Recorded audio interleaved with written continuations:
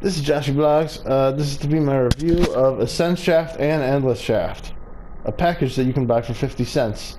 Is it worth buying? I would say yes, but only for Ascendshaft. Ascendshaft is garbage. I reviewed both games. I gave Ascendshaft a 1 out of 10, Ascendshaft a 9 out of... I gave Ascendshaft a 10 out of 10.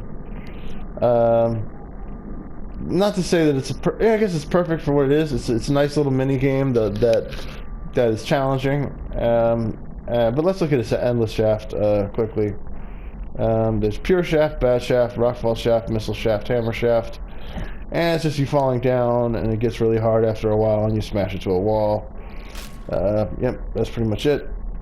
That one it probably looked like I smashed into the wall on purpose, but that was just me accidentally hitting a button. But yeah, that's really hard to do. You can slow down time so that it becomes easier, but more boring. Bad Shaft, I recommend putting on 50% time. Although I recommend even more just not playing the game. There's Bad Shaft. Rockfall Shaft. This is the most fun one. You can fall faster in it. Rockfall Shaft is my favorite, but it's still not very good. Eventually the rocks will start falling down, and probably one of them will destroy me. Yep. But that was fun by comparison, I guess. I imagine these could be kind of fun to play with your friends and like make your friend play it and laugh at your friend when they die or whatever. But I mean, it's just there's no checkpoints or anything, and it's just kind of just doesn't feel very fun. And this is Hammer Shaft. I really can't play this at all. I think when you play it at 50% time, it becomes a little easier.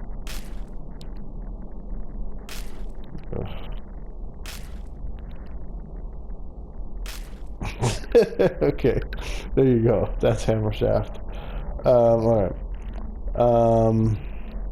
Yep. This game is worth absolutely nothing. And Ascendshaft is a game that I would give a 10 out of 10 to. It's a nice little rage game, but this is unlike the previous game. It's actually beatable. It has like a little story with videos, and it's just like a really challenging, somewhat fair rage game where you move your ship slowly around, you shoot things, you can speed up, and that's all you can do.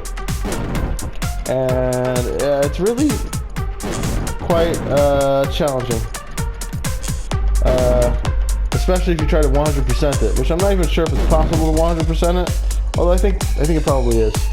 I think, if I'm not mistaken, I think there's a YouTube video of somebody 100%ing it. Yeah. There you can see I already slipped up there and missed one more. But yeah, this game is great. It's very, very short. Considering it as a 50-cent mini game, like that's a rage game, I gave this game a 10 out of 10. So there's like I think there's about 8 levels or so and 2 boss fights, and it's really short, but it'll take a while to beat, probably because it's just so hard, especially if you try to 100% it. It may take hours and hours to beat 100%ing it, which I intend to try to do, I think, at least for a little bit. But all in all, Ascendshaft I would give a 10 out of 10 to if it were by itself. Ascendshaft a 1 out of 10.